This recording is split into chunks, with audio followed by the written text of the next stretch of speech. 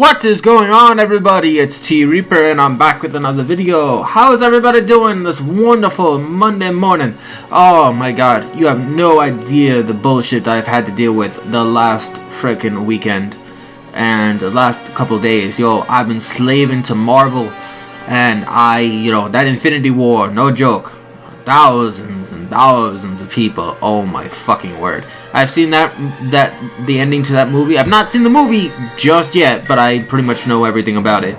And I've saw that ending probably 100 times during my shifts this weekend. Oh my god, that's so freaking annoying.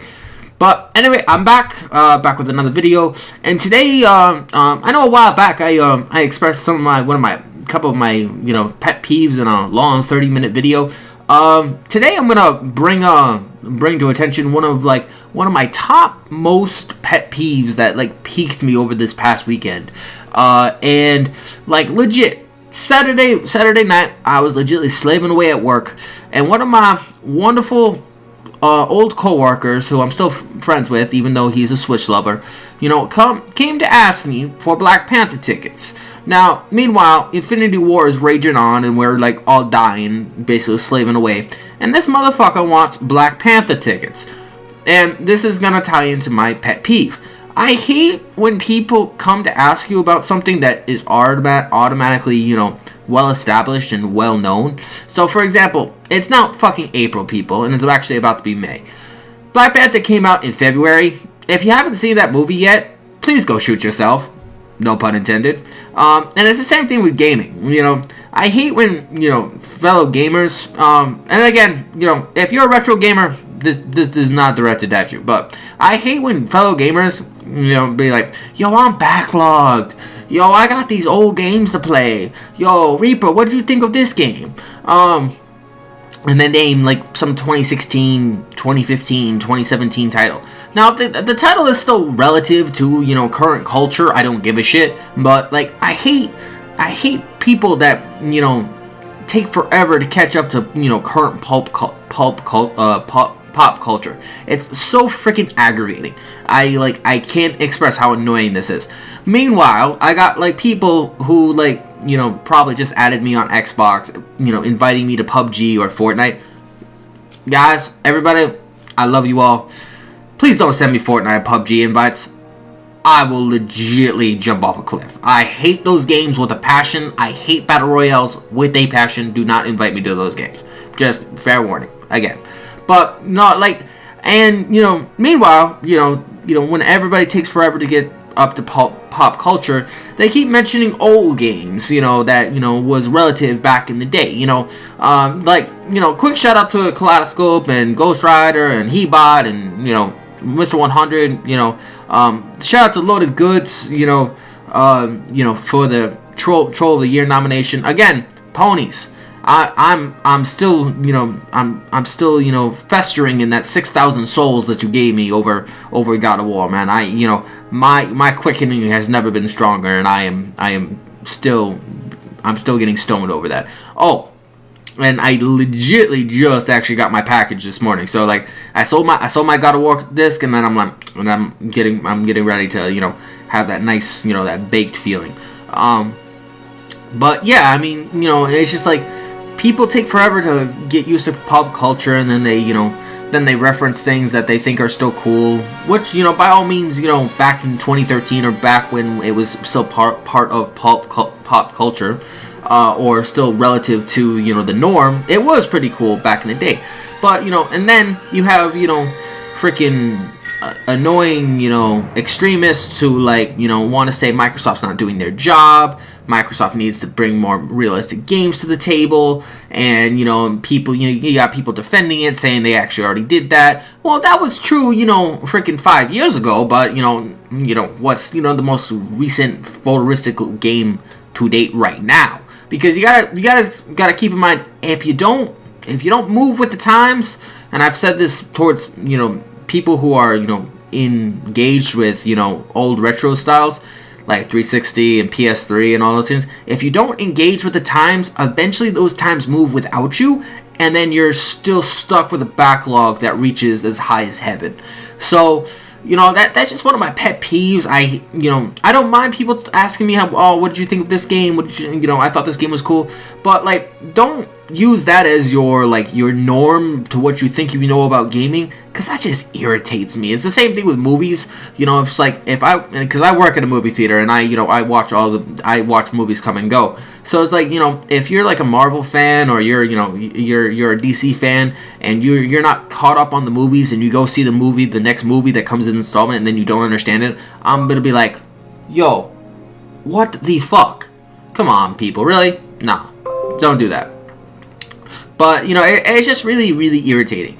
And I know everybody has their personal niche. I know everybody has their personal love for gaming, and they have full right to enjoy it how they want. But it's just one of those pet peeves of mine. I hate when people bask in old realities that is no longer the pop culture or the current norm of the state of mind of gamers of today, and it's forever changing. So it's like, you always have to keep up with pop culture. So it's like, for example, I'll use this as a really vague example. Call of Duty changes every single year. So I got one of my old friends who lost his World at War II disc, and COD WW2, and he's still playing Black Ops 3. And he shows me a clip of a Black Ops 3 clip, and of him killing his uncle. His uncle is like freaking 35, almost 40, and the kid is like about 24, 25. I think he just actually turned 25, but he's showing killing his uncle in Black Ops 3. Well, A, that was 2 CODs ago. I don't give a fuck. B, please join current pop culture of COD, which would be WW2, and then soon it's gonna be Black Ops 4. And then let's just say in 2020, the pop culture is no longer PUBG and Fortnite. It's some brand new freaking game. And you show me, PUBG and Fortnite, recordings. I'm gonna be like, I don't really care. It doesn't really, it's not part of the norm of society, so I don't really give a damn.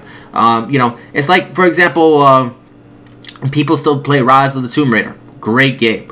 But guess what is about to become the norm? Shadow of the Tomb Raider, which is the third one, which looks dope as fuck, and I cannot wait. And this is actually what I'm announcing, I am actually getting the Lara Croft digital edition. I'm getting that, and I'm going to have that 2 days early. So come September, I will be one of the first ones to play that game, because I will have it on that Tuesday, instead of that Friday or that Thursday whenever it releases normally, because I am paying an extra, I'm paying that $90-something to play it 2 days early.